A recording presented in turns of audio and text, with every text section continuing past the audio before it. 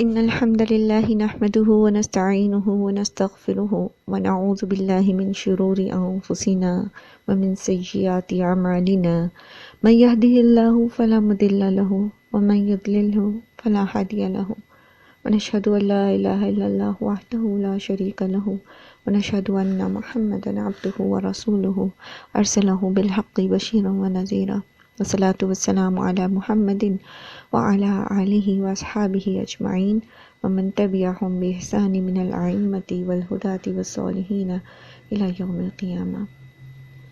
رب اشرح لي صدری ويسر لي أمری واحلل عقدة من لسانی يفقهوا قولی ربنا زدنا علما اللهم فقهنا في الدین آمین یا رب العالمین۔ السلام علیکم ورحمۃ اللہ وبرکاتہ۔ ہم نے کل ہم نے آیت نمبر 223 کمپلیٹ کی تھی۔ اس کو میں تھوڑا سا آپ کے ساتھ ریوائز کر کے تو آگے پھر انشاءاللہ آیت 224 سے اس کو سٹارٹ کرتی ہوں۔ یہاں پر اللہ سبحانہ وتعالی نے عورت کو جو ہے وہ حرث سے تشبیہ دی ہے، ٹھیک ہے، کھیتی سے تشبیہ دی ہے مرد کی۔ تو یہ جو تعلق ہے اس سے پھر کس طرح کے شوہر اور بیوی کے کس طرح کے تعلق کی جو ہے وہ وضاحت ہوتی ہے۔ سب سے پہلے تو یہ کہ کسان جس طرح اپنے کھیت سے کبھی بھی غافل نہیں ہوتا، تو بیوی کی شوہر کی زندگی میں اہمیت، ٹھیک ہے، یعنی وہ بالکل بھی اس سے غافل نہیں ہو سکتا۔ پھر اسی طرح جس طرح کسان کے لیے اس کی کھیتی قیمتی ہوتی ہے، وہ کھیتی کو آباد رکھتا ہے، اسی طرح شوہر جو ہے وہ بیوی کو آباد رکھتا ہے، ایموشنلی بھی، جذباتی بھی اور فزیکلی بھی۔ ایک شوہر کی جو توجہ ہے اور جو اس کا ریلیشن ہے بیوی کے ساتھ، وہ عورت کو یعنی بیوی کو فزیکلی بھی بہتر رکھتا ہے اور ایموشنلی بھی اس کو اسٹرانگ کرتا ہے۔ میں آپ کو ایک ہوم ورک دوں، کریں گے آپ لوگ؟ ایک ریمائنڈر سینڈ کریں تاکہ باقی سسٹرز میں جوائن کریں۔ ہوم ورک دو، کریں گے؟ جی میم دے رہی جی۔ اچھا، میں آپ کو ہوم ورک یہ دے رہی ہوں کہ آپ نے کسان اور کھیت کے ساتھ کی جو تمثیل ہے اس کے ساتھ شوہر اور بیوی کے تعلقات کی وضاحت کرنی ہے۔ آپ ایک طرف کسان لکھیں گے اور نیچے شوہر لکھ دیں، ایک طرف کھیتی لکھ دیں اور نیچے بیوی لکھ دیں، ٹھیک ہے؟ اب شوہر بیوی کے لیے کس طرح کیئرنگ ہوگا، کس طرح خیال رکھے گا، یہ کیا نوعیت ہے، میں یہاں بول رہی ہوں۔ آپ اپنے لیے چھوٹے چھوٹے سے نوٹس اگر ابھی بنا سکیں تو بنا لیں، کل پھر میں آپ کو کو ہوسٹ کر کے آپ کی اسکرین شیئر کرواؤں گی، آپ دکھائیں گے اسکرین کے اوپر، ٹھیک ہے؟ اچھا، دوسرا یہ کہ کسان جو ہے وہ نگرانی کرتا ہے نا کھیتی کی، تو جس طرح وہ اس کے اندر سے بیڈز کو اور کیڑے مکوڑوں کو سب کو صاف رکھتا ہے کھیت کو، اسی طرح شوہر جو ہوتا ہے وہ قوام ہوتا ہے، نگران ہوتا ہے بیوی پر، تو وہ بیوی کو بھٹکنے سے، بہکنے سے، گمراہ ہونے سے روکتا ہے، ٹھیک ہے؟ یہ شوہر کی ذمہ داری ہے۔ ایسا شخص جو اپنے گھر کی عورتوں کو بے حیائی کرتے دیکھتا ہے اور پھر اس پر جو ہے ان کو منع نہیں کرتا، ایسے شوہر کے لیے کہا گیا ہے کہ اس کو جو جہنمی ہیں ان کا زخموں کا دھون پلایا جائے گا، یعنی پیپ پلائی جائے گی۔ ایسے شخص کو کیا کہتے ہیں؟ کیا کہتے ہیں؟ دیوس کہتے ہیں، ٹھیک ہے؟ تو یہ شوہر کی ذمہ داری ہوتی ہے، اور شوہر کے ساتھ بھی جب وہ شوہر ہے تو پھر وہ باپ بھی بن جاتا ہے، بیٹیوں کا بھی، بیٹوں کا بھی، تو پھر یہ اس کی ذمہ داری ہے کہ وہ دیکھے کہ اس کے گھر کی عورتیں کیسا لباس پہن رہی ہیں، ان کا اٹھنا بیٹھنا کیسا ہے، ان کی بول چال کیسی ہے، کہاں کن کے ساتھ اٹھتی بیٹھتی ہیں، یہ سب اس کی ذمہ داری ہے۔ قیامت کے دن اللہ تعالیٰ نے مرد سے پوچھنا ہے، کیونکہ جیسے آپ صلی اللہ علیہ وآلہ وسلم نے فرمایا کہ تم میں سے ہر ایک راعی ہے اور اس سے اس کی رعیت کے بارے میں پوچھا جائے گا، اور مرد جو ہے وہ اپنے گھر والوں کے اوپر راعی ہے، ان کا نگران ہے، تو ان سے پوچھا جائے گا کہ اس کی بیوی جو ہے وہ کیا کرتی رہی ہے، ٹھیک ہے؟ پھر آپ دیکھیں کہ کھیتی جو ہے وہ کسان کو خوش کر دیتی ہے، تو اسی طرح بیوی جو ہے وہ شوہر کو خوش کر دیتی ہے، اس کی خوشی کا خیال رکھتی ہے۔ یعنی جس چیز میں شوہر کی خوشی ہے الا یہ کہ وہ اللہ کی معصیت ہو، تو معصیت اللہ کی نافرمانی میں کسی کی بھی فرما برداری جو ہے وہ جائز نہیں ہے. ٹھیک ہے، تو شوہر کی جو بھی رضا ہے جس میں وہ خوش ہے اللہ کی نافرمانی کے راستے کے علاوہ، تو بیوی جو ہے وہ اس چیز کی پابند ہے کہ وہ شوہر کو خوش رکھے. خاص طور پر یہ جو ریلیشن ہے، یہ جو جس خاص تعلق کا یہاں ذکر ہے اس کے لیے کہ جب اس وہ ڈیمانڈ کرے تو وہ اس کو اویلیبل ہو. پھر آپ دیکھیے کہ کسان جو ہوتا ہے وہ کھیتی کا مالک ہوتا ہے. ٹھیک ہے، شوہر بیوی کا اس طرح مالک تو نہیں ہے، لیکن جس طرح کسان جو ہے اس کا کھیتی میں جانے کا کوئی وقت مقرر نہیں ہے، اس کو کوئی روک نہیں سکتا کہ تم اس وقت کھیت میں نہیں جاؤ گے اور اس وقت نہیں جاؤ گے، کیونکہ وہ اون کرتا اس کو. اسی طرح شوہر اور بیوی کے جو تعلقات ہیں ان میں ان کی آپس کی بے تکلفی اور آزادی اور خود مختاری جو ہے وہ اس میں آتی ہے. پھر آپ دیکھیں کہ کسان جو ہے وہ کھیتی کو بنجر اور ویران ہونے سے بچاتا ہے. ٹھیک ہے، وہ اگر اس کی زمین خشک ہو رہی ہے، اگر اس کی زمین میں اچھی پروڈکشن نہیں دے رہی ہے، اچھی فصل نہیں دے رہی، تو وہ لاپرواہ ہو کے بیٹھ نہیں جاتا، بلکہ وہ ہاتھ پاؤں مارتا ہے کہ کسی طرح سے اس کو اس کے لیے جو ہے وہ مل سکے، اس کی اصلاح ہو سکے، زمین کی بہتری ہو سکے. تو شوہر جو ہے، شوہر اور بیوی جو ہیں اسی طرح ایک دوسرے کے لیے ضروری ہیں. یعنی وہ اگر ایک دوسرے سے الگ ہو جاتے ہیں تو وہ بھی بنجر اور ویران ہو جاتے ہیں. شوہر اور بیوی کا جو آپس میں تعلق ہے تو وہ جذباتی طور پر بھی ایک دوسرے کو اسٹرینتھن کرتے ہیں. اسی طرح اگر شوہر بیوی سے دور ہے تو بیوی کی جسمانی صحت بھی جو ہے وہ متاثر ہوتی ہے. عموماً کیا ہوتا ہے پھر جب یہ ازدواجی تعلق قائم نہیں ہوتا لمبے لمبے عرصے تک، تو بڑھاپا عورت کے اوپر جلدی آ جاتا ہے اور بہت ساری اس کی جو نفسیاتی کیفیات ہیں اس کے اندر بھی شدت آ جاتی ہے. تو یہ جو ہمارے ہاں طریقہ ہے نا کہ شادی کر کے مرد ملک سے باہر چلے جاتے ہیں اور اپنی جو مطلب بیوی ہوتی ہے وہ 1 مہینہ اس کے ساتھ رہے اور پھر 2 سال کے لیے باہر چلے گئے، یہ قطعی غیر معقول اور ظالمانہ طریقہ ہے. یاد رکھیں کہ یہ تعلق، یہ شادی جو ہے یہ 2 لوگوں کے بیچ میں ہوئی ہے، شوہر اور بیوی، مرد اور عورت. ٹھیک ہے، تو اگر وہ اپنی بیوی کو ایسے چھوڑ کے چلا جاتا ہے اور وہ خود بھی پاک باز اور نیک شخص ہے، تو دونوں ہی پھر ایموشنلی بھی ڈیمیج ہوں گے اور فزیکلی بھی وہ ویک ہو جائیں گے. تو جس طرح کسان کھیتی کو ویران اور بنجر نہیں دیکھ سکتا، اسی طرح شوہر اور بیوی جو ہیں ان کا آپس میں یہ تعلق ہے کہ یہ ایک دوسرے کو ہیلدی رکھتے ہیں، ایک دوسرے کو ایموشنلی بھی ہیلدی رکھتے ہیں اور فزیکلی بھی، اور رکھنا چاہیے. جو لوگ نہیں کرتے اس کا مطلب یہ ہے کہ وہ اللہ کے احکامات کو پورا نہیں کرتے. پھر آپ یہ دیکھیے کہ یہاں اللہ تعالیٰ نے باغ کی تمثیل نہیں دی، عورت کو باغ نہیں کہا. حالانکہ اگر عورت کو اللہ تعالیٰ حدیقت ان سے تشبیہ دیتے تو وہ بڑی خوش ہوتی کہ مجھے بڑے پھولوں والے باغ سے تشبیہ دی ہے. لیکن باغ میں انسان جو ہے وہ صرف دل لبھانے کے لیے جاتا ہے، تھوڑی دیر کی خوشی حاصل کرنے کے لیے جاتا ہے. تو بیوی جو ہے وہ باغ کی طرح نہیں ہے کہ شوہر کا جب دل کرے تو بس وہ اس میں اپنا دل بہلانے کے لیے آئے اور اس کے بعد اس کی پرواہ بھی نہ کرے. بلکہ بیوی کو اللہ تعالیٰ نے کھیتی سے تمثیل دی ہے تاکہ شوہر اس کا اسی طرح خیال رکھے جیسا کہ کسان اپنے کھیت کا خیال رکھتا ہے. پھر آپ یہ دیکھیں کہ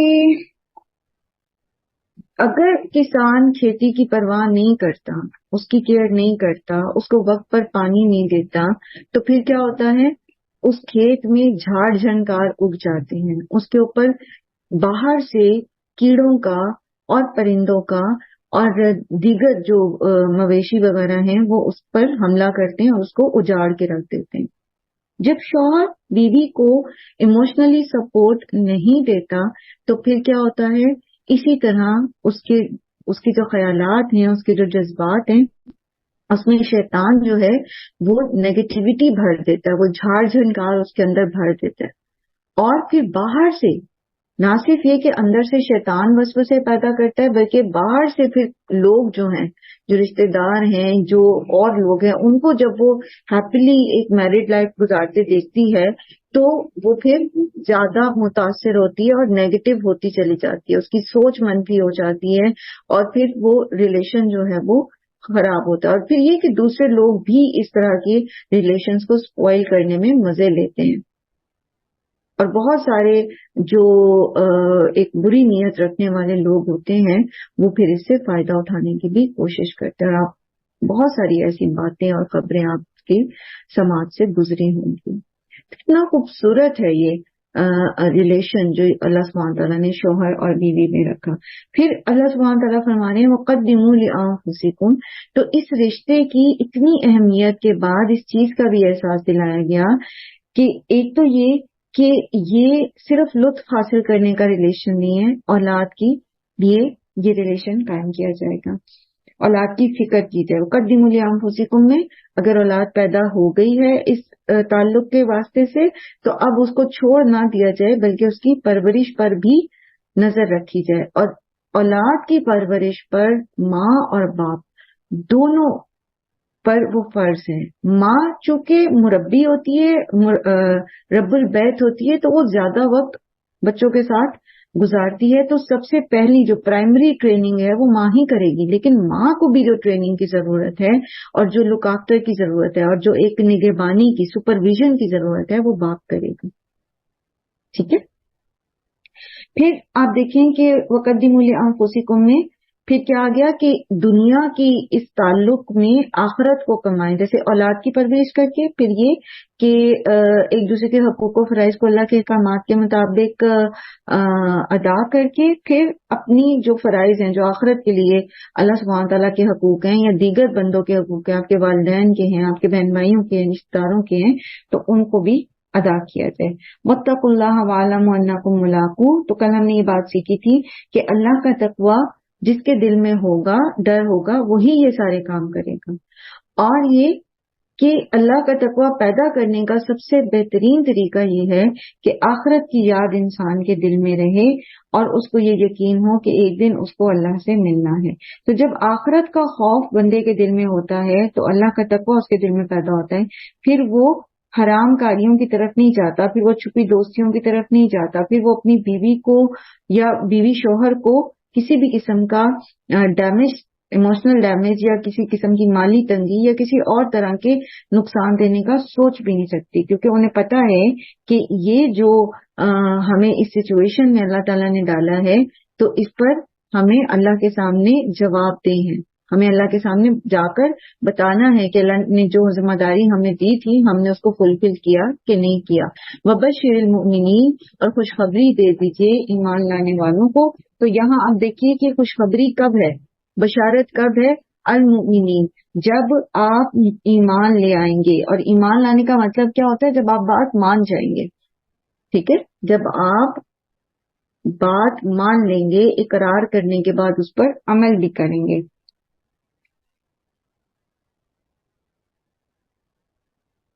تو اگر انسان ان باتوں پر عمل کرتا ہے تو پھر اس کو دنیا اور آخرت کے فائدے نصیب ہوتے ہیں، جسے کل بھی ہم نے سیکھا تھا کہ گھروں میں سکینت نازل ہوتی ہے۔ جس گھر میں شوہر اور بیوی کے بیچ میں جھگڑا ہوتا ہو اس گھر سے برکت اٹھ جاتی ہے، اس گھر میں شیاطین ڈیرے ڈال لیتے ہیں، اس گھر میں نعمتیں وہ فائدہ نہیں دیتی جو اصل میں وہ دے سکتی ہیں۔ تو شوہر اور بیوی کے بیچ میں شیاطین، جو کہ ابلیس کا سب سے پسندیدہ مشغلہ ہے، شوہر اور بیوی میں جدائی ڈالنا، لڑائی جھگڑے کروانا، وہ اسی لیے ہے کہ شوہر اور بیوی کا آپس کا جھگڑا جو ہوتا ہے وہ صرف دو افراد تک نہیں ہوتا بلکہ یہ نسلوں کو ڈیمیج کرتا ہے، ٹھیک ہے۔ جو بچے جس گھر میں رہتے ہیں جہاں پر یہ جھگڑے فساد ہوتے ہیں ان بچوں کی نفسیات تباہ ہو جاتی ہیں۔ تو ہمیں کیا کرنا ہے پھر؟ ہمیں اگر یہ بشارتیں چاہیے تو ہمیں یعنی شوہر کو بیوی اور بیوی کو شوہر کے حقوق کی ادائیگی کرنی ہے، اللہ سبحانہ تعالیٰ کے احکامات کی پابندی کرنی ہے، افراط اور تفریط سے بچنا ہے۔ یعنی یہ نہیں کہ پھر شوہر اور بیوی کی آپس میں انڈرسٹینڈنگ ہے، وہ آپس میں ایک دوسرے سے محبت کرتے ہیں، ایک دوسرے کا خیال رکھتے ہیں، تو بس پھر وہ ایک دوسرے میں گم ہو جائے، نہ انہیں والدین کی خبر ہے، نہ انہیں اولاد کی خبر ہے، نہ انہیں اللہ کے حقوق کی خبر ہے. تو افراد و تفرید سے بچنا ہے. پھر اولاد کی جو خوشی ملی اس رشتے کے توسط سے، تو اس میں پھر اولاد کو نیک بنانا تاکہ وہ ہمارے لیے صدقہ جاریہ بن جائے.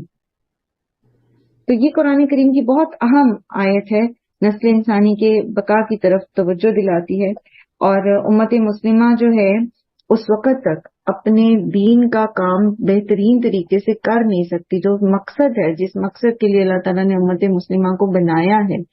ٹھیک ہے، کیا مقصد ہے؟ آپ نے دوسرے پارے کے بالکل آغاز میں پڑھا تھا، وَكَذَلِكَ جَعَلْنَاكُمْ أُمَّةً وَسَطًا لِتَكُونُوا شُهَدَاءَ عَلَى النَّاسِ. ٹھیک ہے، تو وہ کام آپ اس وقت تک کر نہیں سکتے جب تک آپ انفرادی طور پر اپنے گھریلو معاملات کو مینج نہیں کر سکتے. جب گھر میں فساد ہوگا، پریشانی ہوگی، تو آپ کوئی بھی کام چاہے وہ دین کا ہو چاہے وہ دنیا کو ہو، آپ اس کو بہترین طریقے سے نہیں کر سکتے. تو اپنا مقصد حیات پورا کرنے کے لیے بھی ہمیں اپنی انفرادی اور ازدواجی زندگی کو درست کرنا ہے. ٹھیک ہے، چلیں یہاں تک کہ ہمارا ٹاپک کمپلیٹ ہو گیا ہے. اب اگلے ٹاپک کی طرف جاتے ہیں. آپ میں سے کوئی مختصراً اس کے اوپر کوئی بات کرنا چاہتا ہے؟ میم مجھے کچھ پوچھنا تھا. جی میم یہ جو شوہر کے حقوق ہیں مطلب سارے، تو ایک اچھا انسان ہے اور وہ ہر مطلب تو اس کے لیے تو کچھ صحیح ہے، لیکن اگر شوہر کے اندر کچھ مسئلے مسائل ہیں اور وہ بیوی کے ساتھ اس پوری طرح سے مطلب ٹھیک نہیں، تو پھر اس کے حقوق پھر بھی یہ فرض ہے بیوی کے کہ وہ سارے حقوق شوہر کے پورے کرے، جبکہ وہ کئی چیزوں میں اگر کوتاہی کر رہا ہے، کچھ چیزیں اس کی مطلب صحیح نہیں ہے مطلب اللہ کے اس کے لحاظ سے، تو پھر بھی بیوی پابند ہے کہ وہ پورے حقوق کرے پورے شوہر کے، اور بیوی یعنی ٹھیک ہے لیکن شوہر کے اگر کچھ مسئلے ہیں پھر بھی اس پہ یہ فرض بنتا ہے کہ وہ ساری اس کی چیزوں کو پورا کرے. اس کی دو نوعیت ہو سکتی ہیں. ایک تو یہ کہ شوہر صریحاً اللہ کی نافرمانی کرتا ہے اور کروانا چاہتا ہے، تو اگر وہ خود کرتا ہے، بیوی کو مجبور نہیں کر رہا، تو بیوی شوہر کے حقوق پورے کرے گی سارے جو اللہ نے اس کے اوپر پابندی کی ہے. کیونکہ ہر شخص جو ہے وہ اپنے اعمال کا جواب دہ ہے. اگر شوہر اللہ کی کوئی نافرمانی کر رہا ہے تو وہ اللہ کے سامنے خود جواب دہ ہے. بیوی اللہ کے سامنے اس چیز کے لیے جواب دہ ہے کہ اللہ نے اس کے اوپر شوہر کے جو حقوق رکھے تھے اس نے ادا کیے ہیں یا نہیں کیے. ٹھیک ہے، دوسری کنڈیشن یہ ہے کہ شوہر بیوی کو مجبور کرتا ہے کہ وہ اللہ کی نافرمانی کرے، تو پھر وہ شوہر کی بات نہیں مانے گی. جہاں تک ازدواجی تعلق کی بات ہے یا اس کے دیگر حقوق کی بات ہے تو وہ ادا کرے گی، لیکن اس کی بات نہیں مانے گی. اب یہاں آپ کے ذہن میں یہ سوال پیدا ہو سکتا ہے کہ کیا پھر بیویاں ہی یہ صبر اور یہ سارا کچھ کرتی رہے؟ تو بات یہ ہے کہ ہر ایک کا امتحان ہے نا، اور یہ جو ریلیشن ہے شوہر اور بیوی کا، بیسیکلی یہ بلڈ ریلیشن نہیں ہے، یہ ایک کانٹریکٹ ہے. تو کانٹریکٹ آپ اس کو ختم بھی کر سکتے ہیں. اگر کوئی اتنا ہی ٹاکسک بن گیا ہے ریلیشن کہ اس میں آپ کو اپنا دین ڈیمیج ہوتا نظر آ رہا ہے، دین کا نقصان نظر آ رہا ہے، آپ کی دنیا تباہ ہو رہی ہے، تو آپ الگ بھی ہو سکتے ہیں. اللہ تعالیٰ نے مجبور نہیں کیا کہ آپ کسی بھی ایسے ٹاکسک ریلیشن کو لے کر چلتے رہیں. ٹھیک ہے، تو there are conditions, different conditions. باقی ایک بات یاد رکھیے، جہاں کسی شخص کے اندر ایک یا دو خرابیاں ہوتی ہیں وہاں اس کے اندر 3-4 اچھائیاں بھی ہوتی ہیں. تو یہ وہ ریلیشن ہے جس میں اگر آپ اچھائیوں پہ نظر رکھیں گے تو آپ بہتر طریقے سے زندگی گزار سکیں گے. ہمارے اندر بینگ اے وائف، ہمارے اندر بھی بے شمار خرابیاں ہو سکتی ہیں. ہمیں لگتا ہے کہ ہم پرفیکٹ ہیں، لیکن اگر آپ شوہر کی نظر سے دیکھیں تو ہو سکتا ہے ہمارے اندر بہت ساری خرابیاں ہوں جس کو وہ شخص خود ٹالریٹ کر رہا ہو. ٹھیک ہے، تو یہ رشتہ چلتا ہے صبر کے ساتھ، شکر کے ساتھ. اور شکر کا مطلب کیا ہوتا ہے؟ تھوڑے پر بھی راضی ہو گئے. ہاں، اگر آپ اپنی سی ساری کوششیں کر چکے، اگر آپ اللہ کی فرما برداری کر رہے ہیں، بہترین کام کر رہے ہیں، آپ نے پوری کوشش کر لی ہے، لیکن آپ کو یہ ریئلائز ہوتا ہے کہ نہیں، یہاں پر اصلاح کی گنجائش ختم ہے، تو پہلے خود معاملے کو سلجھانے کی کوشش کریں. اس کے بعد حکم مقرر کریں دونوں فیملیز میں سے، باشعور سمجھدار لوگ جو جذباتی نہ ہو یا کسی ایک کی طرفداری کرنے والے نہ ہو. اب پھر بھی نہیں ہوتا مسئلہ حل تو آپ قاضی سے جو ہے وہ کر سکتے ہیں، خلا دائر کر سکتے ہیں، آپ اس ریلیشن کو ختم بھی کر سکتے ہیں. ٹھیک ہے. جی جزاک اللہ خیر. چلیں. لا یؤاخذکم اللہ سوری میں نے ایک آیت جو ہے وہ اس کو کر دیا، اسکپ کر دیا. وَلَا تَجْعَلُوا اللَّهَ عُرْضَةً لِأَيْمَانِكُمْ، اور نہ تم بناؤ اللہ کو آڑ اپنی قسموں کے لیے. اللہ کو اپنی قسموں کے لیے آڑ بنانے کا مطلب کیا ہے؟ یعنی اللہ کا نام لے کر غلط کام کرنا. مثلا جیسے ہمارے ہاں جعلی پیر فقیروں کا کاروبار ہے، ٹھیک ہے. اب وہ کیا کرتے ہیں؟ وہ اصل میں تو شیطان کے پیروکار ہوتے ہیں، لیکن وہ کیا کر رہے ہوتے ہیں؟ بظاہر ایک اسلام کا لبادہ جو ہے وہ اوڑے ہوئے ہوتے ہیں. ٹھیک ہے. تو کیا ہے یہ؟ اللہ کو آڑ بنانا اپنے غلط کاموں کے لیے. پھر اسی طرح آپ دیکھیے کہ اللہ کی قسم کھا کر کم ناپ تول کرنا. پھر انسان کی نیت خراب ہو ایک کسی بھی معاملے میں، لیکن وہ اس پر اللہ کی قسم کھائے. کوئی بھی معاملہ ہے، چاہے وہ کوئی ایگریمنٹ کر رہا ہے، چاہے وہ کوئی گھریلو معاملہ ہے یا کوئی تجارتی معاملہ ہے، وٹ ایور، لیکن وہ کیا کرے؟ اس کی نیت خراب ہے لیکن اس کے اوپر اللہ کی قسم کھا رہے. پھر اسی طرح قطع رحمی کرنے پر اللہ کی قسم کھانا. ٹھیک ہے. قطع رحمی کرنے پر اللہ کی قسم کھانے کیا کس طرح سے کرتے ہیں لوگ؟ کوئی بتائے گا کہ کیسے ہوتا ہے ہمارے ہاں؟ جیسے باپ جو ہے وہ کہتا ہے کہ میں نے اپنے بیٹے کو آگ کر دیا ہے، ٹھیک ہے، میں نے اپنی جائیداد سے آگ کر دیا ہے، تو وہ اس پر اللہ کی قسم کھاتا ہے. اب یہ کیا کر رہا ہے؟ وہ قطع رحمی کر رہا ہے، وہ رشتہ توڑ رہا ہے، اور اللہ تعالیٰ نے صلہ رحمی کا حکم دیا. اسی طرح آپ دیکھیں کہ بہن بھائیوں میں یا دیگر رشتہ داروں میں جب جھگڑا فساد ہوتا ہے اس طرح کا، تو وہ کیا کہتے ہیں؟ مجھے قسم ہے اللہ کی میں آئندہ اس کے گھر نہیں جاؤں گی، یا مجھے اللہ کی قسم ہے میں اس کے مرے کا منہ نہیں دیکھوں گی، اور وٹ ایور. اس طرح کے بہت سارے خرافات آپ دیکھتے ہیں یا سنتے ہیں. لوگ جو بہت جذباتی قسم کے لوگ ہوتے ہیں یا سطحی سوچ رکھنے والے، وہ اس طرح کی باتیں کر جاتے ہیں. تو یہ بھی اسی میں آتا ہے، یعنی اللہ کی قسمیں کھا کر اللہ کو ڈھال بنانا اپنے غلط کام پر. پھر اسی طرح کوئی بھی نیکی کے کام سے رکنے کی قسم کھانا، جیسے میں تو کبھی بھی فلاں سے صلح نہیں کروں گی، یا یہ کہ میں تو کبھی اس کو صدقہ نہیں دوں گی، یہ فلاں بندہ جو ہے اس کو میں آئندہ قسم کھا لے کوئی کہ میں اس کی مدد نہیں کروں گی. تو یہ ساری چیزیں کیا ہیں؟ اللہ تعالیٰ فرمانے وَلَا تَجْعَلُوا اللَّهَ عُرْضَةً لِأَيْمَانِكُمْ أَن تَبَرُّوا کہ تم نہیں کرو گے نیکی، وَتَتَّقُوا اور نہیں تم تقوی اختیار کرو گے، وَتُصْلِحُوا بَيْنَ النَّاسِ اور نہیں تم صلح کراؤ گے لوگوں کے بیچ میں. اچھا اب یہاں دیکھو کہ لا تبروا ولا تتقوا ولا تصلحوا نہیں لکھا ہوا، بلکہ جو ایک لا شروع میں آیا نا یہی اس کی کفایت کر رہا ہے. ٹھیک ہے. اس جملے میں یہی لا جو ہے یہ تبروا و تتقوا و تصلحوا کے بیچ میں کفایت کر رہا ہے. اسے آپ دیکھیں گے کہ ترجمے میں لا اوپر عربی میں نہیں ہے لیکن ترجمے میں بریکٹ میں نہ لکھا ہوا ہے. ٹھیک. تو تم اللہ کی قسمیں مت کھاؤ ان باتوں پر. کس پر؟ کہ تم نیکی نہیں کرو گے، تم تقوی اختیار نہیں کرو گے، تم لوگوں کے بیچ میں صلح نہیں کراؤ گے. اور یہ سارا میں نے بھی آپ کو ڈسکرائب کر دیا کہ یہ کیا کیا چیزیں ہو سکتی ہیں. واللہ سمیع علیم اور اللہ تعالیٰ خوب سننے والا ہے اور خوب جاننے والا ہے. یعنی اللہ تعالیٰ تمہاری نیتوں کے حال بھی جانتا ہے اور وہ یہ جانتا ہے کہ کیا تمہارا عمل ہے اور تم کیا بول رہے ہو. یہ سب کچھ اللہ کے پاس ریکارڈ ہو رہا ہے. لا یؤاخذکم اللہ باللغو فی ایمانکم نہیں پکڑ کرتا اللہ، نہیں مواخذہ کرے گا اللہ تمہارا باللغو فی ایمانکم لغو قسموں پر تمہاری. قسم جو ہوتی ہے اس کی تین قسمیں ہوتی ہیں. ایک ہوتی ہے قسم کو یمین کہتے ہیں، ٹھیک ہے، ایک ہوتی ہے یمین لغو، ایک یمین غموس اور ایک یمین منعقدہ. تو یہ لغو قسم جو ہے یمین لغو جو ہوتی ہے یہ ہوتی ہے جیسے لوگوں کو عادت ہوتی ہے نا بات بات پر قسم سے یہ بات، جیسے عرب کہتے ہیں واللہ واللہ، ٹھیک ہے. تو یہ یمین لغو ہوتی ہے، یعنی وہ نیت نہیں ہوتی ان کا تکیہ کلام بنا ہوا ہوتا ہے، تو اس پر پکڑ نہیں ہوتی. لیکن یہ بھی کوئی بہت اچھی عادت نہیں ہے. کوشش کرنی چاہیے اگر کسی کو عادت ہے اس طرح بات بات پہ قسم سے کہنے کی تو وہ اپنے یہ تکیہ کلام جو ہے ختم کرنے کی کوشش کرے. वलाकिन युआखिजुकुम बिमा कसबत कुलूबुकुम, और लेकिन वो मुआखजा करेगा तुम्हारा बवजह उसके जो कमाया तुम्हारे दिलों ने, यानी नीयत के साथ जो कसम खाई जाएगी उस पर मुआखजा है, उसके बारे में पूछ है, उसको पूरा करना या उसको तोड़ने पर कफारा देना होगा। और ये दो कस्में होती है, एक यमीन गमूस और एक यमीन मुनक्किदा। सूरह माइदा में इंशाअल्लाह हम इसको तफसील से पढ़ेंगे, ठीक है।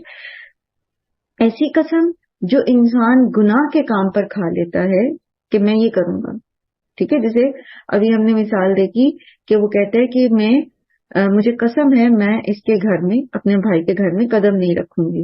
अब ये क्या है, कतर रहमी पर उसने कसम खा ली है ना, तो इस कसम को तोड़ना जरूरी है।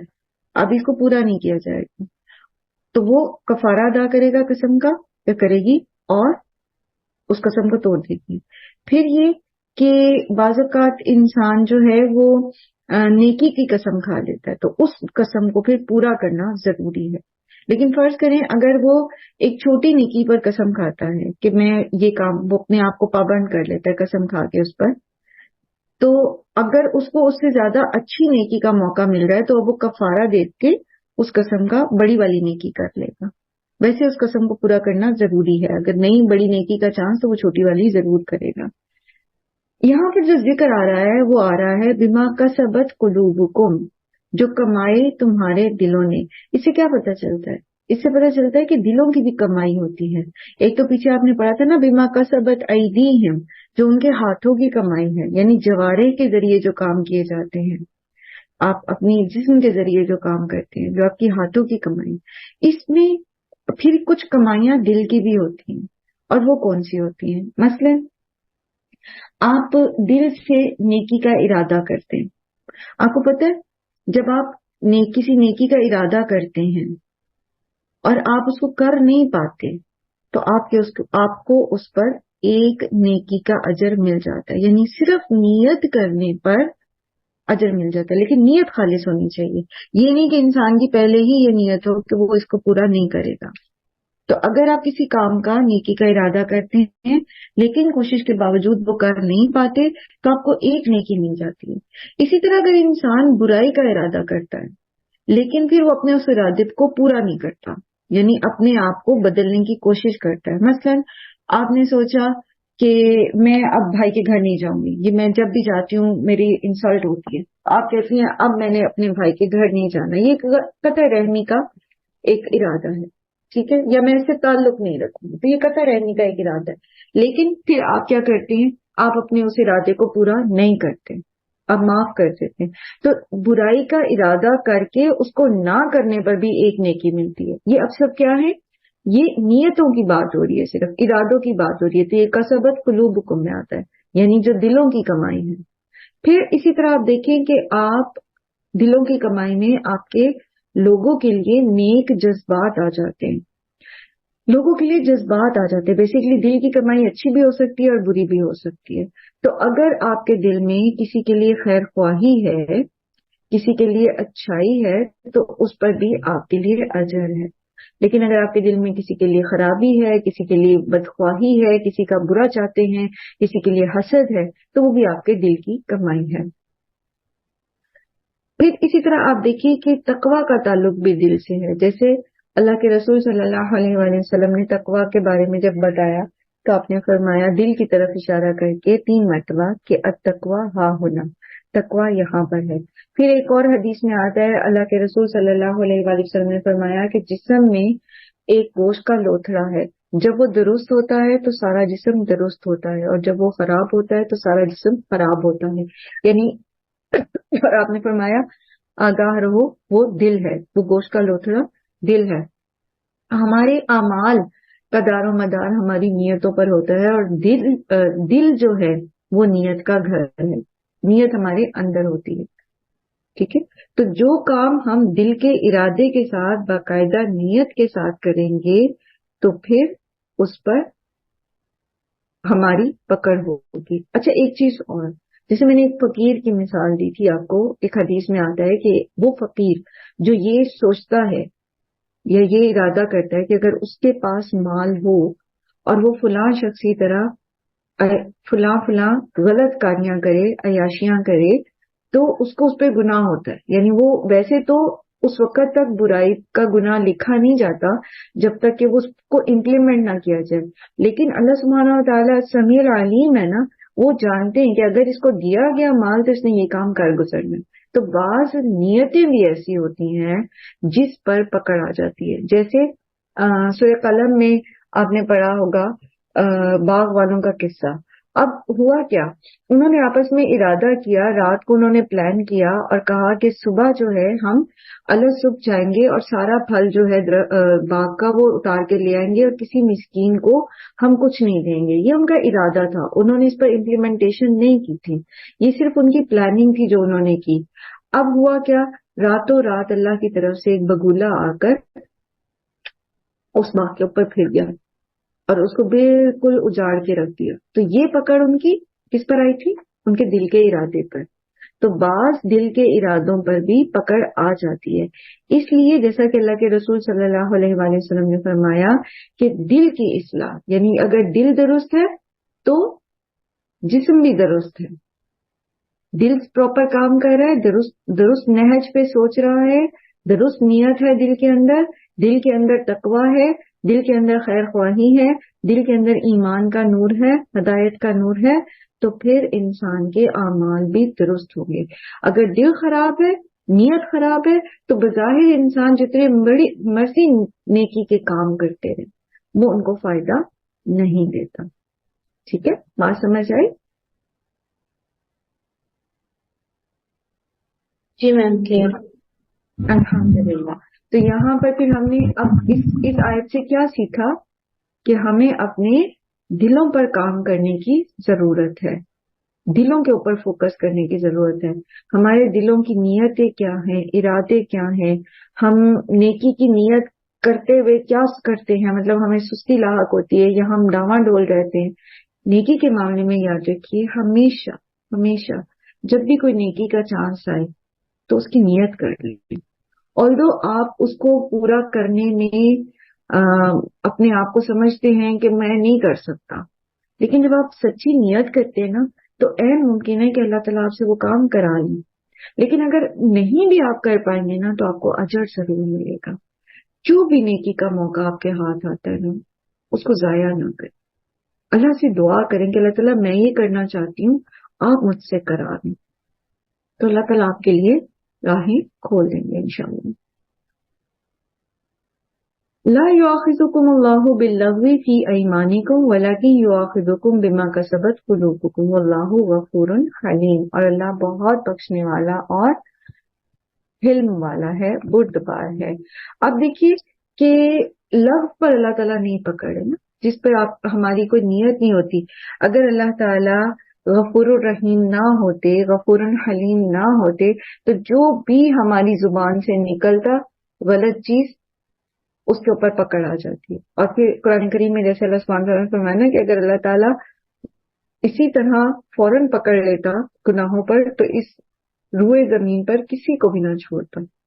یعنی بہت سارے کام جو ہے ہم ان انٹینشنلی غلط کر جاتے ہیں، پھر ہماری اس کے اوپر پکڑ نہیں ہوتی، کیونکہ اللہ سبحانہ وتعالیٰ سمیع العلیم بھی ہے اور غفور حلیم بھی ہے. وہ ہمیں نیکسٹ چانس دے دیتے ہیں کہ ابھی اس نے غلطی سے یہ کر دیا، یہ اپنی اصلاح کر لی. للذین یؤلون من نسائہم تربص اربعۃ اشہر. اب یہاں قسم کی ایک مثال آ رہی ہے. ایلا کہتے ہیں اس کو، فقہ کی زبان میں اس کو ایلا کہتے ہیں، حمزہ یا لام الف لا، ایلا. ٹھیک ہے، ایلا کیا ہوتا ہے؟ ایلا ہوتا ہے کہ مرد جو ہے وہ قسم کھا لیتا ہے کہ میں اپنی بیوی سے جسمانی تعلق نہیں رکھوں گا. یعنی ویسے وہ شوہر اور بیوی کے طور پر ہی رہ رہے ہیں گھر میں، لیکن وہ قسم کھا کے اپنے آپ کو بیوی سے جسمانی تعلق رکھنے سے روک لیتا ہے. تو اس پر اللہ سبحانہ تعالیٰ فرما رہے ہیں کہ وہ مرد جو اعلا کرتے ہیں اپنی عورتوں سے تو ان کے لیے 4 مہینے کی مہلت ہے. یا تو 4 مہینے کے اندر اندر وہ رجوع کر لیں گے، یا پھر یہ کہ اگر 4 مہینے کے اندر اندر انہوں نے رجوع نہیں کیا تو پھر ان کی جو ہے وہ طلاق ہو سکتی ہے. سب سے پہلے یہ کہ قسم کی مدت، یہاں پر اس نے قسم کھائی نا کہ میں اپنی بیوی سے मुबाशरत नहीं करूंगा, तो उसको 4 महीने की मोहलत दी गई है। तो 4 माह से कम में अगर वो या तो वो 4 माह में अपनी कसम को पूरी कर ले, ठीक है, लेकिन अगर 4 माह से कम में वो इसको तोड़ना चाहता है, रुजू करना चाहता है अपनी कसम से, तो फिर उसको कसम का कफारा देना पड़ेगा। ठीक है, ठीक है। अगर 4 माह से ज्यादा की वो कर लेता है, तो अब क्या होगा, या तो बीवी उससे जो है वो तलाक का मुतालबा कर सकती है, या फिर ये कि शोहर को पाबंद किया गया कि 4 माह गुजर गए हैं, अब या तो वो उसको तलाक दे दे या फिर वो उससे जिस्मानी ताल्लुक कायम करे, यानी औरत को बैन ना छोड़े बल्कि उसके हकूक अदा करे। ठीक, 2 कंडीशंस इस वक्त हमने पढ़ी हैं। एक ये कि मर्द जो है वो खुद ही उसको अपनी कसम से रजू करना चाहता है, तो वो कसम का कफारा देगा और रजू कर लेगा। ठीक है, या फिर ये कि 4 महीने गुजर गए हैं, तो अब क्या होगा, या तो मर्द को काजी जो है वो पाबंद करेगा कि या तो वो तलाक दे दे औरत को अगर वो नहीं रखना चाहता, और अगर वो रखना चाहता है तो फिर वो उससे रजू कर ले। फिर ये कि या तो, और इसमें 2 राय हैं। एक तो ये है कि बाज के नजदीक, बाज उलमा के नजदीक खुद ब खुद तलाक जो है वो हो जाती है, और बाज कहते हैं नहीं, इसके लिए औरत को खुला का दावा दायर करना पड़ेगा और काजी जो है वो जो है इनके बीच में सुलह कराएगा। ये दोनों कंडीशन अगली आयत में आ रही हैं, जैसे फ़इन फ़ाऊ, फिर अगर वो रुजू कर ले, फ़इन अल्लाह गफूर रहीम, तो बेशक अल्लाह ताला बहुत बख्शने वाला रहम करने वाला है। लेकिन यहाँ उसे क्या करना पड़ेगा, कसम का कफारा देना पड़ेगा जब वो रुजू कर लेता है।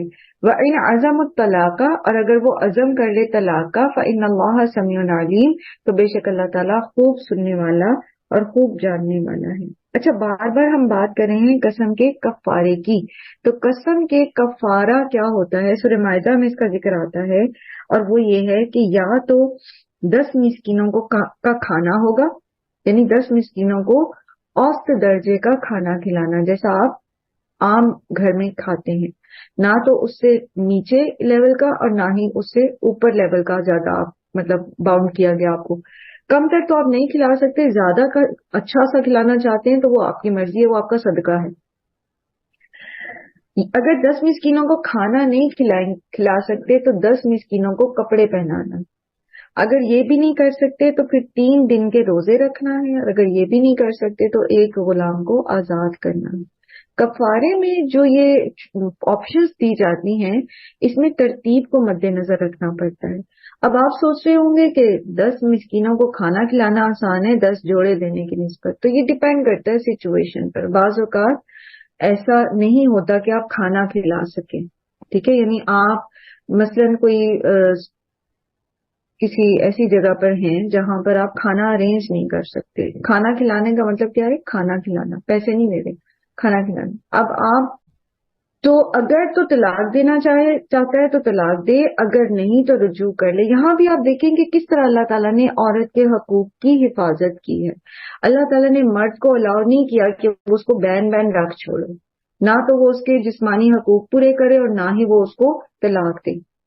तो कितना ज्यादा इस चीज पर फिर सोचने की जरूरत है कि हमारे यहाँ जो लोगों का तरीका है कि वो यहाँ तो खैर कसम खा के छोड़ने की बात है, लेकिन अगर वैसे भी कोई इस तरह से करता है तो वो किस कदर ज्यादा इमोशनली डैमेज करता है और जिस्मानी तौर पर भी औरत को तकलीफ में रखता है। तो अल्लाह सुब्हानहू व तआला ने इस्लाम चूंकि दीन फितरत है और इंसान को अल्लाह ने पैदा किया, तो अल्लाह ताला उसकी जरूरतों को भी जानते हैं, ठीक है।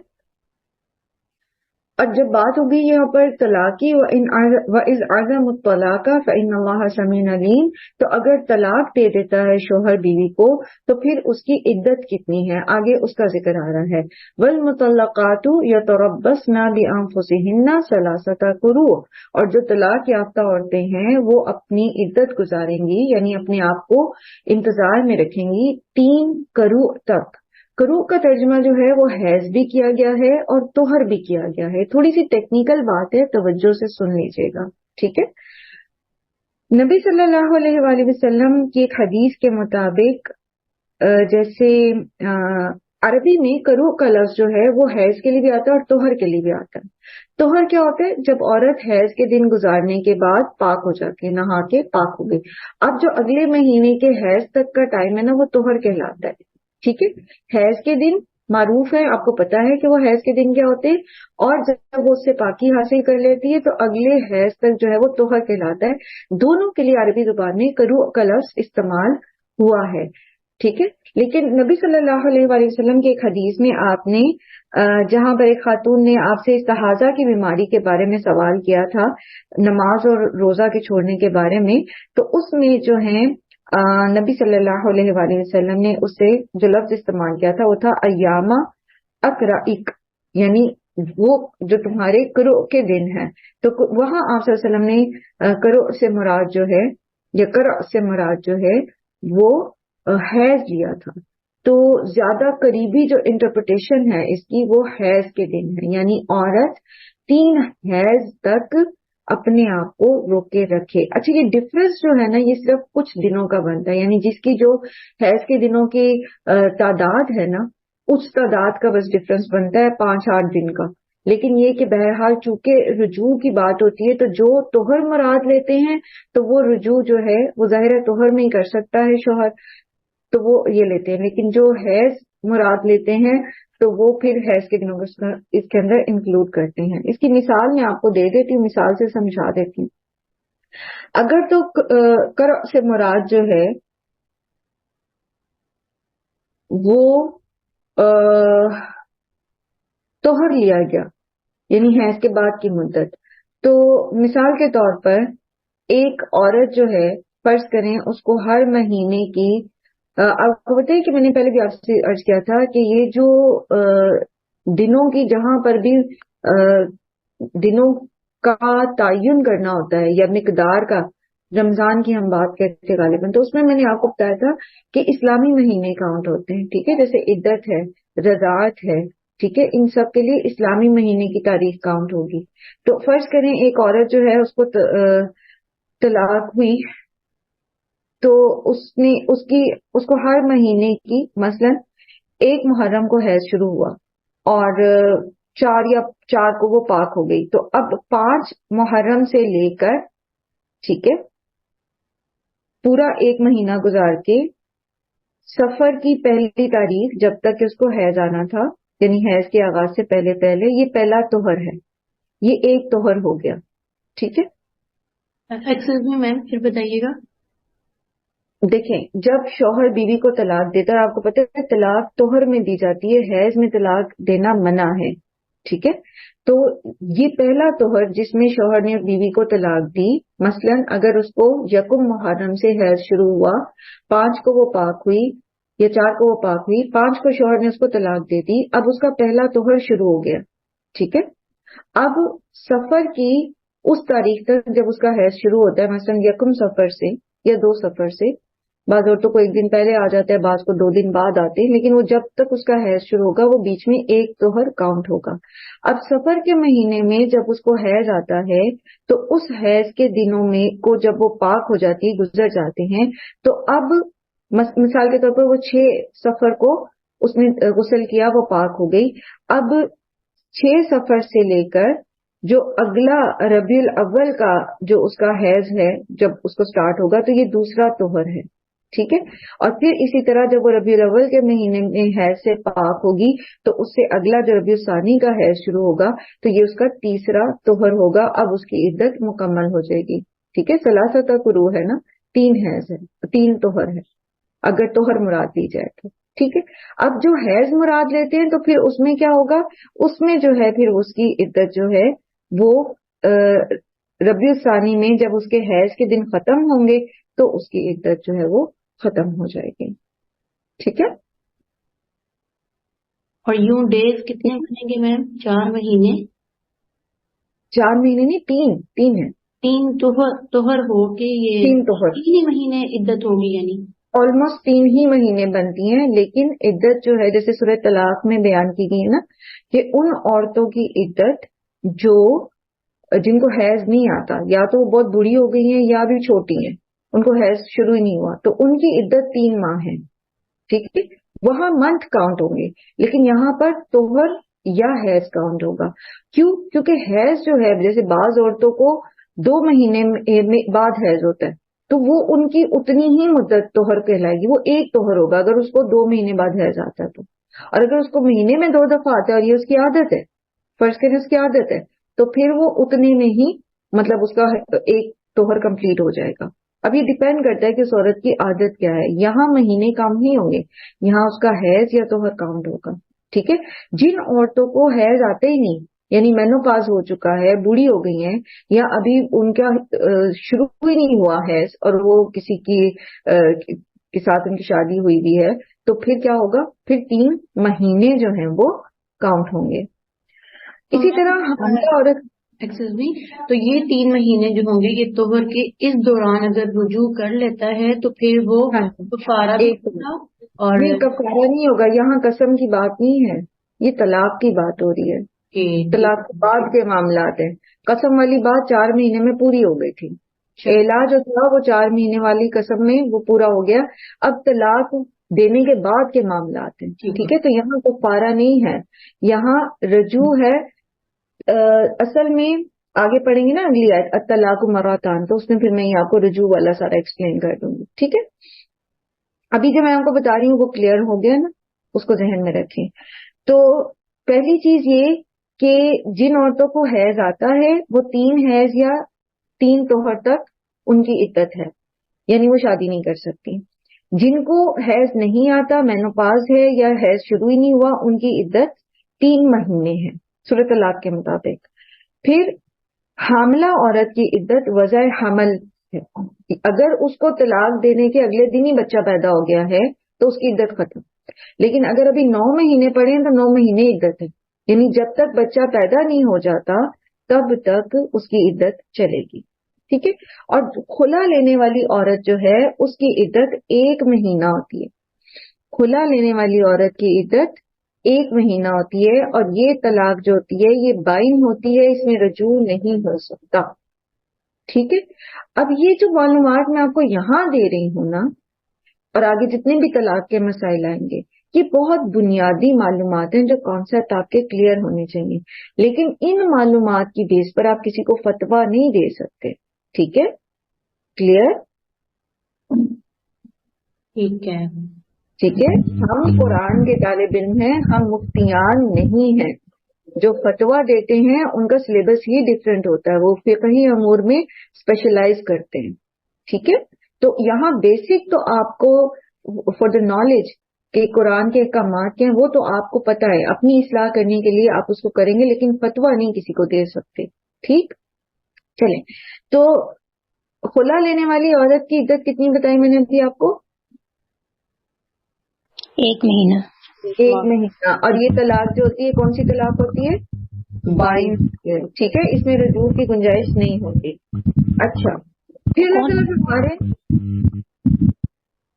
अल्लाह ताला फरमा रहे हैं वला यहिल्लु लहुन्ना अन यक्तुमना मा खलक़ल्लाहु फी अरहामिहिन, और नहीं उनके लिए ये जायज कि वो छुपाएं जो अल्लाह ने उनके रहमों में पैदा किया है। इन कुन्ना युमिन्ना, अगर वो हैं ईमान रखती, बिल्लाही वल यौमिल आखिर, अल्लाह पर और यौम आखिरत पर। अगर वो अल्लाह और आखिरत के दिन पर ईमान रखती हैं तो उनके लिए ये जायज नहीं है कि वो हमल को छुपाएं। जब शौहर ने तलाक दी, अभी औरत ने शौहर को नहीं बताया था कि वो हामिला है, तो वो अपने हमल को छुपाए नहीं, बल्कि बताए कि वो हामिला है। अच्छा, क्यों औरतें क्यों छुपाएंगी हमल को? क्या इंटेंशन हो सकती है, बताएं।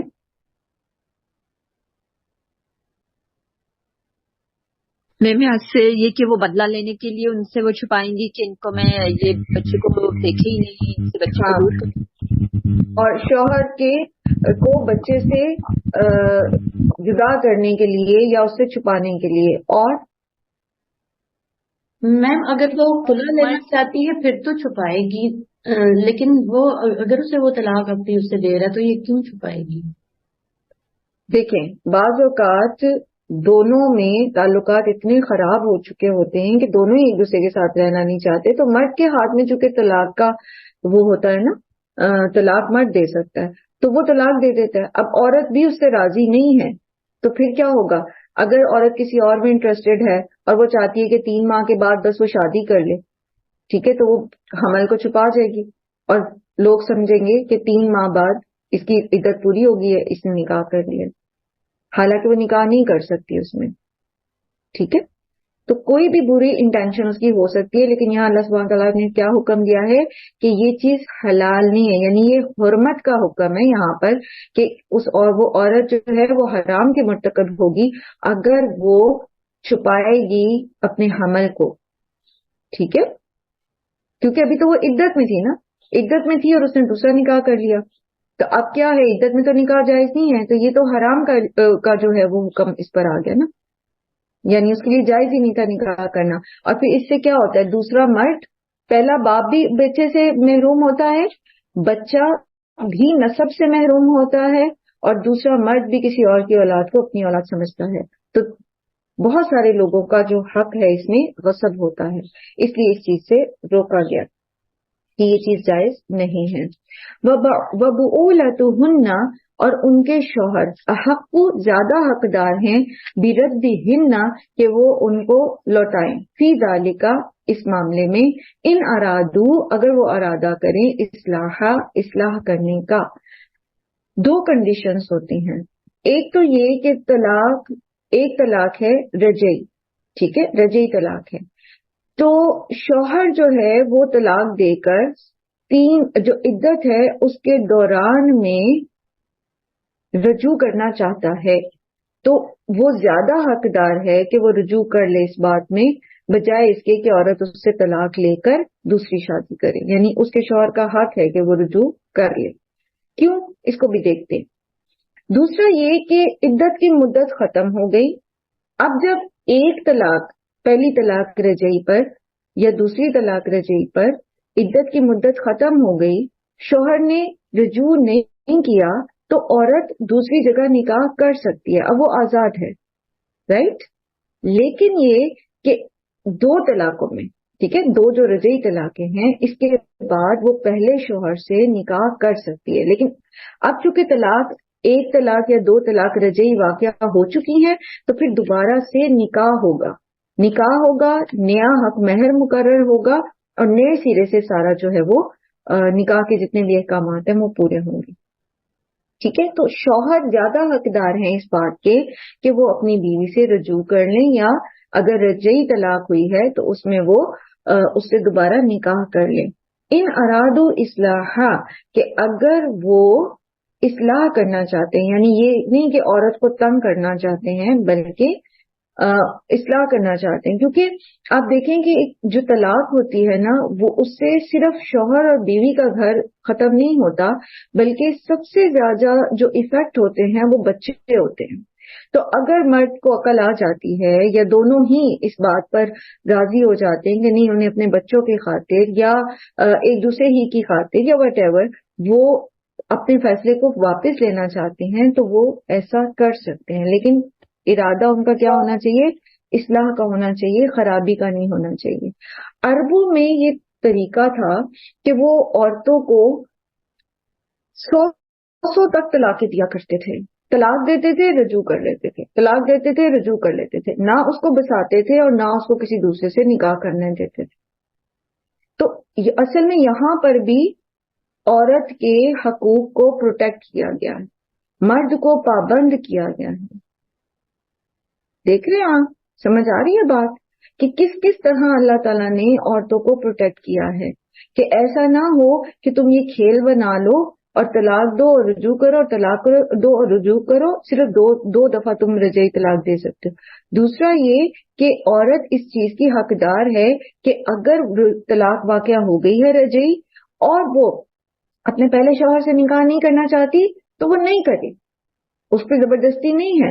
हाँ, अगर उसके शौहर जो है वो इस्लाह करना चाहता है और उसको ये बात समझ आती है औरत को, तो फिर گھر والے یا دوسرے جو لوگ ہیں وہ نہیں روک سکتے ان کو کہ دوبارہ نکاح نہ کریں. کیونکہ ہمارے یہاں لوگ اس کو غیرت کا اور عزت کا مسئلہ بنا لیتے ہیں نا کہ اس نے ایک بار طلاق دے دی ہے تو بس اب اس سے دوبارہ نکاح نہیں ہو سکتا.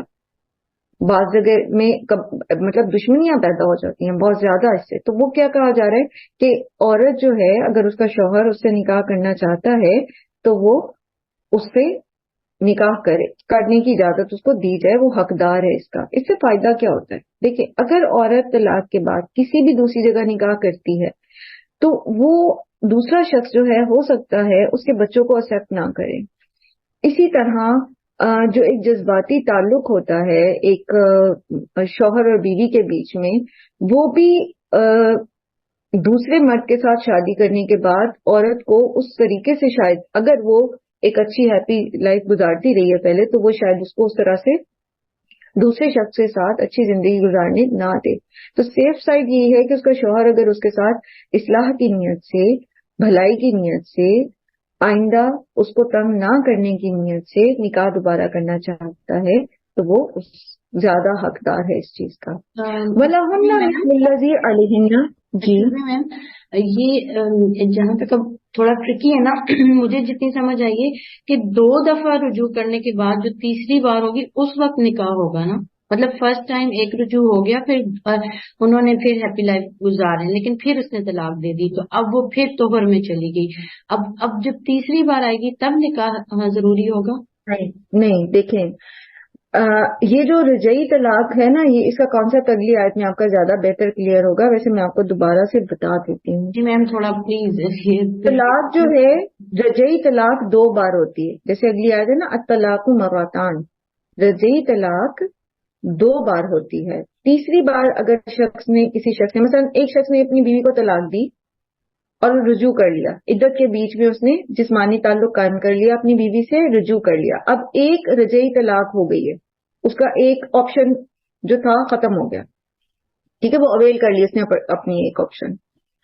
اب اگر فرض کریں کچھ عرصے بعد وہ دوبارہ طلاق دیتا ہے، اب یہ دوسری طلاق رجعی ہو جائے گی، ٹھیک ہے. اب پھر اس نے رجوع کر لیا، ٹھیک، عدت کے بیچ میں اس نے رجوع کر لیا دوبارہ. اب 2 رجعی طلاقوں کے آپشن وہ اویل کر چکا ہے، اب اس کے پاس رجعی طلاق کا آپشن نہیں ہے. اب اگر وہ طلاق دے گا تو وہ طلاق بائنہ ہوگی، اب رجوع نہیں ہو سکتا، ٹھیک ہے. یہ جو نکاح کا آپشن ہے نا یہ رجعی طلاق میں ہوتا ہے. اگر کسی نے شخص نے پہلی طلاق دی عورت کو اور عدت میں رجوع نہیں کیا، اب 3 توہر یا حیض کے بعد اس کی طلاق واقع ہو گئی، اب عورت آزاد ہے کہ وہ کہیں بھی نکاح کر سکتی ہے، لیکن یہ کہ وہ اپنے اس شوہر سے بھی کر سکتی ہے، نکاح کر سکتی ہے، اس کو اجازت ہے، نئے مہر کے ساتھ، نئے گواہوں کے ساتھ، نئے سرے سے نکاح ہوگا. فرض کریں کہ پھر طلاق دے دی اس نے، اب دوسری رجعی طلاق ہو گئی تو دوسری رجعی طلاق کے بعد بھی وہ نکاح کر سکتا ہے. یعنی 2 دفعہ رجعی طلاق جو ہوتی ہے اس میں نکاح کا آپشن ہے. طلاق بائنہ جو ہو جاتی ہے تیسری طلاق کے بعد نکاح کا آپشن ختم ہو جاتا ہے، پھر اس کے پاس یہ آپشن نہیں رہتا. ہم کل اس کو انشاءاللہ اگلی آیت میں زیادہ تفصیل سے بھی پڑھیں گے انشاءاللہ. ٹھیک ہے ٹھیک ہے. اچھا اس کے بعد الطاف ہمارے وَلَهُنَّ مِثْلُ الَّذِي عَلَيْهِنَّ بِالْمَعْرُوفِ. وَلَهُنَّ ہنہ کس کی ضمیر ہے؟ مؤنث کی، یعنی عورتوں کی. وَلَهُنَّ اور ان عورتوں کے لیے، مثل مانند ہے، الذی اس کے لیے. الذی کون سی ضمیر ہے؟ کون سی وہ ہے اسم موصول؟ مذکر، ٹھیک ہے، واحد مذکر. تو ان عورتوں کے لیے ویسا ہی ہے جیسا کہ اس مرد کے لیے. علیہن ان عورتوں پر، ٹھیک ہے، یعنی عورتوں کے حقوق جو ہیں مردوں پر ویسے ہی ہیں جیسے مردوں کے عورتوں پر، بالمعروف، معروف طریقے میں. مرد پر عورت کے جو عورت پر مرد کے جو حقوق ہیں اسی طرح عورت کے حقوق مرد پر بھی ہیں. وہ کیسے؟ مثلا دونوں کا احترام ایک جیسا ہے، دونوں کی سیلف ریسپیکٹ ایک جیسی ہے. یہ نہیں کہ مرد جب اٹھے بیوی کو لتاڑ کے رکھ دے، اس کے اگلے پچھلوں کو جو ہے برا بلا کہے. جس طرح مرد کے گھر والے آنریبل ہیں اس کی نظر میں اسی طرح بیوی کے گھر والے بھی آنریبل ہونے چاہیے. بیوی کے نظروں میں جس طرح اپنے میکے والے آنریبل ہیں اسی طرح سسرال والے بھی آنریبل ہوں گے. جس طرح مرد کی ذات اپنے لیے ایک رسپیکٹ مانگتی ہے اسی طرح عورت کی بھی ایک رسپیکٹ ہوتی ہے. اسلام دین آپ کو کیا بتا رہا ہے؟ وَلَهُنَّ مِثْلُ الَّذِي عَلَيْهِنَّ بِالْمَعْرُوفِ. ٹھیک ہے. پھر حقوق اور فرائض میں حقوق اور فرائض ایک جیسے ہیں.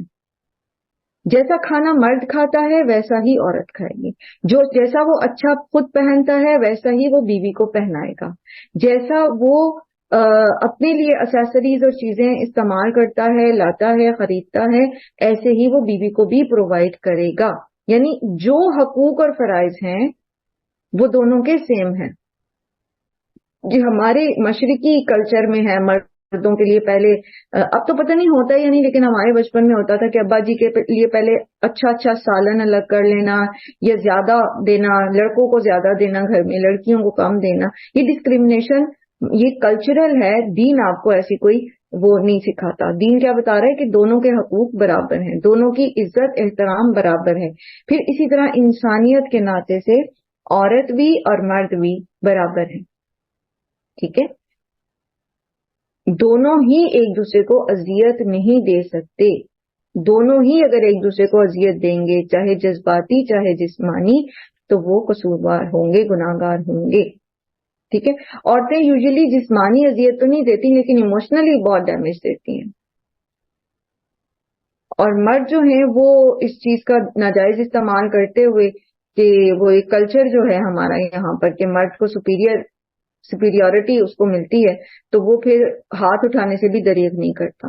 لیکن سورہ نساء میں انشاءاللہ ہم اس کو تفصیل سے پڑھیں گے کہ اس چیز کی اجازت کس حد تک ہے، یعنی کب ہاتھ اٹھانے کی اجازت ہے بیوی پر. وَلِلرِّجَالِ عَلَيْهِنَّ دَرَجَةٌ، اور مردوں کے لیے عورتوں پر ایک درجہ ہے. یعنی جہاں اللہ تعالیٰ نے عورت اور مرد کو حقوق کے معاملے میں، انسانیت کے معاملے میں، احترام کے معاملے میں برابر کیا ہے، وہاں اللہ تعالیٰ نے مرد کو ذمہ داریاں دے کر اس کو ایک درجہ زیادہ دیا ہے. اچھا یہ کیوں ہے؟ یہ اس لیے ہے کہ جس کے اوپر ذمہ داریاں زیادہ ہوتی ہیں اس کو اختیار بھی زیادہ دینا پڑتا ہے. اگر آپ کسی کو ذمہ داری زیادہ دیتے ہیں اور اس کو اختیار نہیں دیتے تو پھر وہ اپنی ذمہ داریاں بھی آسان طریقے سے پوری نہیں کر سکتا. مثلا آپ کسی کو وزیر اعظم کے ڈیزگنیشن پہ بٹھا دیتے لیکن آپ اس کو ڈیسیژن پاور ہی نہیں دیتے تو وہ کچھ کر سکے گا؟ بتائیے، کچھ کر سکے گا وہ؟ نو میم. نہیں کر سکے گا نا. اسی لیے جب مرد کو اللہ تعالیٰ نے ذمہ داریاں دی ہیں زیادہ، اور کون سی ذمہ داریاں ہیں؟ مینیجیریل ذمہ داریاں ہیں. گھر کا سارا جو عورت کا خرچہ ہے، کمائی ہے، پھر اس کی نگہبانی ہے، اس کے ایمان اور اس کے اخلاق اور کردار کی حفاظت ہے، اور آگے اپنی نسل کے اخلاق اور کردار کی حفاظت ہے، اور اس کی ضروریات پوری کرنا، اس کا نان نفقہ پورا کرنا ہے. تو یہ ساری ذمہ داریاں جب اس کو اللہ تعالیٰ نے دی ہیں تو پھر اللہ تعالیٰ نے اس کو ڈیسیژن پاور بھی دی ہے. ٹھیک ہے. اس کو ایک درجہ بلند دیا ہے. بیسکلی یہ ذمہ داریاں ہیں جو مردوں کو اللہ تعالیٰ نے دی ہیں جس کو ایک درجہ بلند کہا گیا. جیسے آتا ہے نا آگے بھی کہ الرجال قوامون علی النساء بما فضل اللہ بعضهم علی بعض. مرد جو ہیں وہ عورتوں پر قوام ہیں اور اللہ تعالیٰ نے بعض کو بعض کے اوپر درجات دیے ہیں. تو یہ اگر آپ کے دل میں کہیں تنگی آتی ہے نا کہ جی مرد کو اللہ نے ایک درجہ زیادہ دے دیا ہے تو اس سے فوراً اپنے دل کو صاف کریں. یہ تو گویا ہمارے دلوں میں ایک اللہ کے خلاف بیج بو دیا گیا ہے. بجائے اس کے کہ ہم یہ سمجھیں کہ یہ قوام ہے کیا. آپ دیکھیں نا قوام کیا ہے، اس کے اوپر ساری ذمہ داریاں ہیں. آپ مزے سے گھر میں بیٹھی ہیں، اگر آپ کمائی کرتی بھی ہیں نا اپنی مرضی سے جاب کرتی بھی ہیں تو آپ کی کمائی پر نہ تو شوہر کا حق ہے اور نہ آپ کے بچوں کا حق ہے، وہ ٹوٹلی آپ کی ہے. اگر آپ وہ شوہر اور بچوں اور گھر پہ لگاتی ہیں تو وہ آپ کی طرف سے صدقہ کاؤنٹ ہوتا ہے. لیکن مرد پابند ہے، اس سے اللہ نے پوچھنا ہے کہ تم نے نکاح کیا تھا تو تم نے اپنی بیوی اور بچوں کے حقوق ادا کیے ہیں یا نہیں. مرد جو ہے وہ فوڈ پرووائڈر ہے، وہ سارا کچھ مینج کرتا ہے، وہ یہ ذمہ داریاں دیا گیا ہے، اسی لیے اللہ تعالیٰ نے پھر اس کو کچھ اتھارٹیز بھی دی ہیں. اتھارٹی نہیں ہوگی تو وہ کیسے اپنی بیوی کے ایمان کی اور اس کے اخلاق اور کردار کی حفاظت کر سکے گا؟ پھر بیوی تو اس کے آگے زبان چلائے گی تو وہ کیسے اس کی اصلاح کرے گا پھر؟ تو جب اللہ نے اس کو ذمہ داریاں دی ہیں تو پھر اللہ تعالیٰ نے اس کو اتھارٹی بھی دی ہے. جیسا کہ نکاح اور طلاق کے معاملے میں مرد کو اللہ تعالیٰ نے عورت سے زیادہ اختیار کیا. طلاق کا عقدہ جو ہے وہ مرد کے ہاتھ میں، یعنی مرد جو ہے وہ طلاق دیتا ہے، عورت خلا لیتی ہے لیکن مرد طلاق دیتا ہے. بات سمجھ آئی؟ اور اس میں یہ کیوں ہے، ایسا کیوں ہے، اللہ تعالیٰ نے یہ کیوں کیا، برابر کے یہاں پر قوام کیوں بنا دیا مرد کو؟ تو بات یہ ہے کہ اللہ سبحانہ وتعالیٰ نے ہمیں پیدا کیا ہے نا، وہ خالق ہیں. تو جو خالق ہے، جو کریٹر ہے، اس کو پتا ہے کہ اس نے اپنی یہ جو مشین ہے اس کو کیسا ڈیزائن کیا ہے. اللہ تعالیٰ نے عورت کو ایموشنل بنایا ہے زیادہ، کیونکہ اس کو اللہ تعالیٰ نے جو ذمہ داری دی ہے نا اولاد پیدا کرنے کی، بچہ پیدا کرنے کی اور پھر اس کی پرورش کرنے کی، وہ بغیر جذبات کے ہو نہیں سکتی. اور دوسری طرف مرد کو اللہ تعالیٰ نے معاش کی ذمہ داری دی ہے، اور معاش کی ذمہ داری جذبات کے ساتھ ہو نہیں سکتی. آپ دیکھیں اگر کوئی مرد بڑا جذباتی ہے تو کتنا عرصہ کوئی جاب کرے گا، ہر دوسرے دن وہ جاب چھوڑ کے بیٹھا ہوگا، کیونکہ ایکسیپشنل کیسز تو ہر جگہ ہوتے ہیں نا. ہمیں سکھانے کے لیے اللہ تعالیٰ نے ہر رنگ ہر ڈھنگ کے لوگ جو ہیں وہ پیدا کیے ہیں دنیا میں. تو وہ کیا کرتا ہے، اس باس نے مجھے یہ کہہ دیا میں نے یہ جاب کرا، یہاں مجھے اس طرح کام کرنا پڑا ہے میں نے یہ جاب کرا. تو اگر عورت جو ہے وہ مطلب جس طرح کے اس کے جذبات ہیں، جس طرح سے اس کی ذمہ داری ہے، مرد کے بھی ویسے جذبات اللہ تعالیٰ رکھ دیتے تو وہ کبھی بھی اپنی یہ ذمہ داریاں پوری نہ کر سکتا. آپ اگر اپنے ہسبینڈس کے ساتھ مطلب ان کے ساتھ تعاون کرنے والی ہیں تو شاید کبھی آپ سے ذکر بھی کیا ہو انہوں نے کہ کس طرح کے باہر ان کو حالات فیس کرنے پڑتے ہیں، چاہے وہ کسی بھی ڈیزگنیشن پر بیٹھے ہیں. بہرحال اگر کوئی صدر مملکت بھی ہو تو اس کے اوپر بھی کتنے پریشرز ہوتے ہیں، کس طرح کے اس کو وہ دیکھنی پڑتی ہیں چیزیں اور برداشت کرنی پڑتی ہیں. یہ ایک مرد ہی کا اسٹیمنا اللہ تعالیٰ نے بنایا، عورتوں کا نہیں بنایا اتنا.